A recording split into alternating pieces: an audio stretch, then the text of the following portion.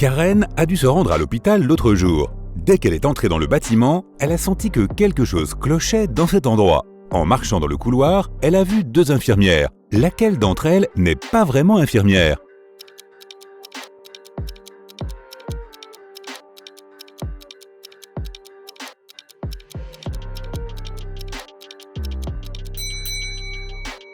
Celle de droite. Regarde, ses chaussures sont sales et elle sait à peine comment tenir une seringue. Ne t'approche pas d'elle, Karen. Adam est un informaticien à succès qui travaille 24 heures sur 24 et 7 jours sur 7 depuis chez lui. Il se déplace rarement, mais il y a une semaine, il a décidé de partir en vacances. Il a fait ses valises et est parti. Une semaine plus tard, quand il est revenu, il a tout de suite remarqué que quelqu'un était venu dans son appartement pendant son absence. Comme il vit seul, il a immédiatement appelé la police. Pourquoi?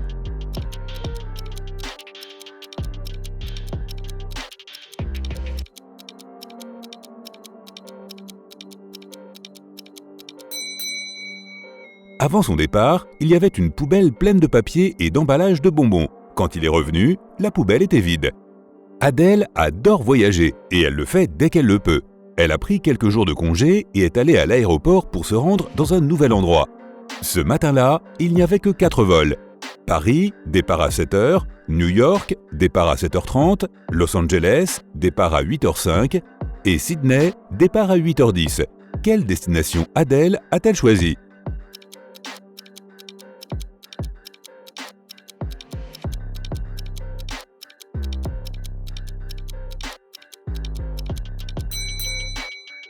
Elle va prendre l'avion pour Sydney. Regarde sa valise, il y a plusieurs autocollants dessus. Un autocollant avec la Statue de la Liberté signifie qu'elle est déjà allée à New York. Celui avec la Tour Eiffel signifie qu'elle s'est déjà rendue à Paris. Et regarde l'autocollant I Love LA. Passe un bon moment en Australie, Adèle. Brian est le patron d'une société qui vaut plusieurs milliards. Cela fait plusieurs mois qu'il a commencé à chercher un nouveau chef pour l'un de ses départements, mais il n'en a toujours pas trouvé. En regardant les nouveaux CV que sa secrétaire a laissés sur son bureau, il s'est rendu compte qu'un candidat avait menti sur son expérience. Lequel d'entre eux?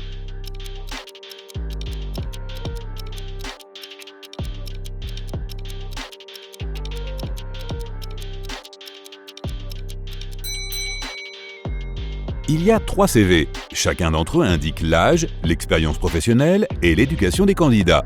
Mais comment une personne née en 2000 peut-elle avoir un doctorat en économie? Lorsque Jessica est rentrée du travail, elle a remarqué que quelqu'un avait volé un tableau coûteux qui était accroché dans sa chambre, juste au-dessus du lit. Elle a immédiatement appelé la police et a expliqué ce qui s'était passé. Elle a dit qu'elle n'avait touché à rien dans cette pièce et que dès qu'elle avait remarqué que le tableau avait disparu, elle les avait appelés pour enquêter. La police l'a arrêtée sur le champ. Pourquoi?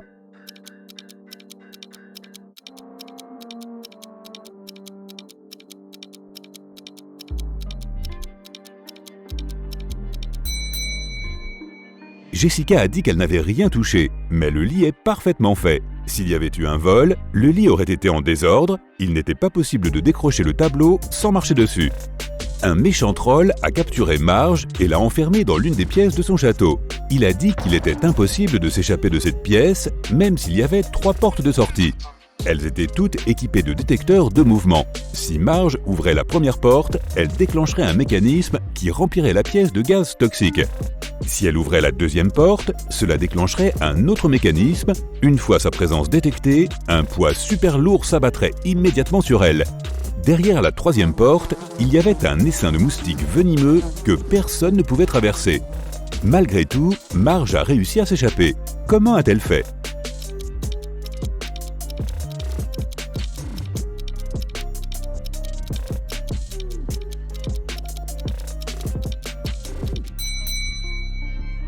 Elle a trompé le détecteur de mouvement derrière la deuxième porte, en lui faisant croire qu'elle se tenait là. Mais en fait, elle a d'abord jeté sa chaussure dans cette pièce, le poids est tombé et Marge s'est enfuie, avec une chaussure en moins. Tu as 5 crayons.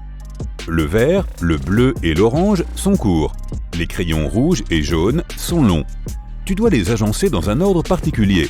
Les crayons longs doivent être l'un à côté de l'autre. Le crayon vert doit être entre le crayon orange et le crayon rouge.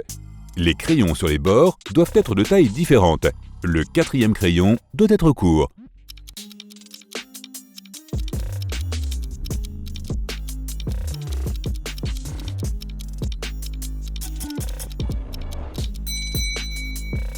L'ordre correct est jaune, rouge, vert, orange, bleu. Tu travailles dans un supermarché et tu dois ranger 3 boîtes de la plus légère à la plus lourde. Tu sais que la boîte jaune est plus lourde que la boîte noire. 2 boîtes noires pèsent autant que les boîtes jaunes et roses réunies.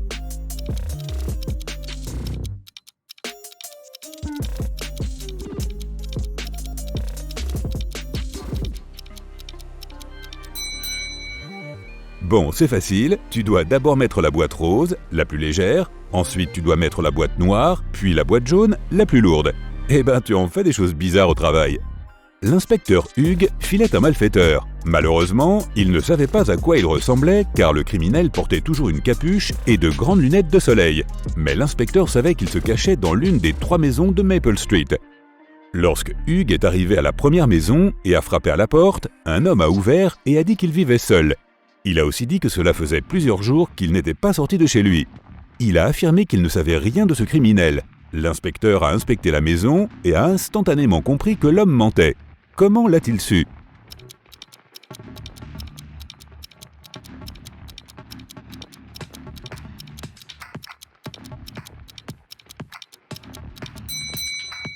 Il y a un parapluie caché derrière le canapé. Le parapluie est mouillé et il y a une petite flaque d'eau sur le sol. Soit cet homme est le criminel, soit il essaie d'en cacher un. Un hiver, Mike rentrait chez lui en voiture à Chicago lorsqu'une tempête de neige a éclaté. La météo était vraiment épouvantable et Mike s'est dit qu'il ferait mieux de passer une nuit dans un hôtel et d'attendre que la tempête s'arrête. L'hôtel n'était pas très accueillant, mais comme il n'y passerait qu'une nuit, Mike a pensé que ça irait. Le lendemain matin, lorsqu'il a quitté sa chambre pour rejoindre sa voiture, il a remarqué que quelque chose n'allait pas et il a appelé la police. Quel était le problème ?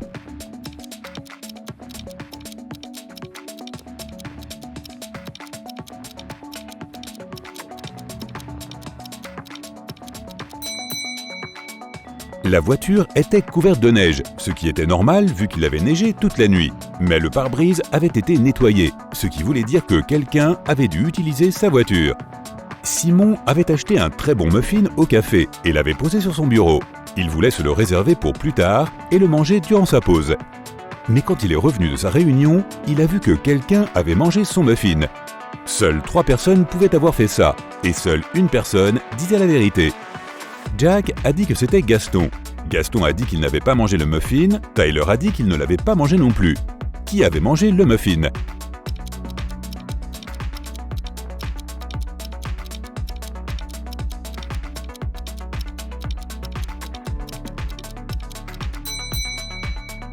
C'était Tyler. Une seule personne disait la vérité, et c'était Gaston. Si Jack ou Tyler disaient la vérité, alors il y aurait 2 personnes honnêtes. Mais Simon savait que seule une personne ne mentait pas.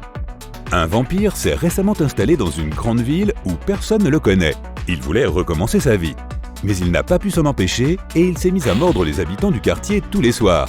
Les gens ont pris peur et ont demandé à l'inspecteur Brian de les aider. Quelques jours plus tard, il avait déjà 3 suspects, tous ayant récemment emménagé dans cette ville. Brian a rendu visite à tous les suspects et il a deviné qui était le fameux vampire. Qui était-ce ?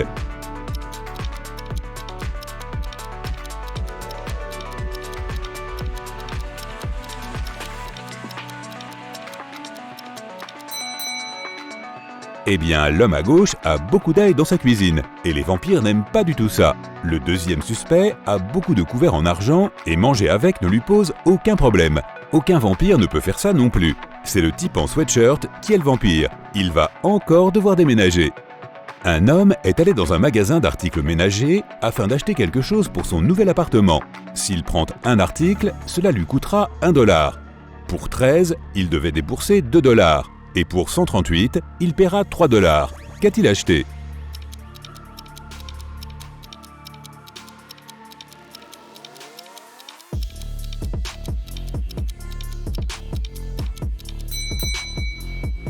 Ce sont des numéros pour la porte de son appartement dont il avait besoin. Il vit à l'appartement 138, alors il a acheté 3 numéros pour $1 chacun. Un savant avait créé un robot nommé Jason qui ressemblait parfaitement à un être humain. Un jour, Jason s'est enfui de la maison du savant car il voulait commencer sa propre vie. Peut-être pouvait-il partager un appartement avec le vampire ? La police s'est immédiatement mise à sa recherche, mais le savant n'avait aucune photo de Jason. Ils ont vite compris que Jason se cachait à la piscine, et ils s'y sont rendus pour enquêter. Il y avait 4 hommes à la piscine, et ils déclaraient tous avoir passé la dernière heure à nager. La police leur a donc demandé de faire quelque chose pour prouver qu'ils n'étaient pas des robots. Ainsi, ils ont pu trouver Jason en un rien de temps. Que leur ont-ils demandé de faire ?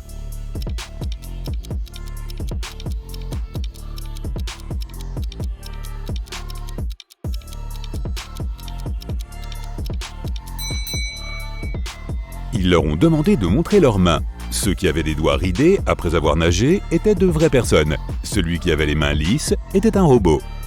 Emily a dit à son patron que quelqu'un avait volé le rapport qu'elle avait préparé pour la réunion.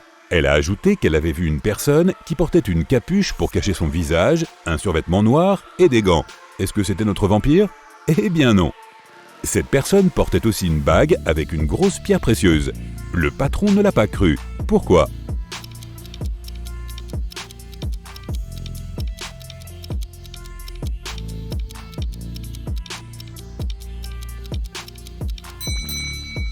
Elle a dit que le voleur portait des gants. Alors comment a-t-elle pu voir cette bague ? Emily devait avoir renversé du café sur son rapport. Oh, et l'autre indice est que son nez s'allongeait à vue d'œil, comme cela arrive souvent avec les menteurs.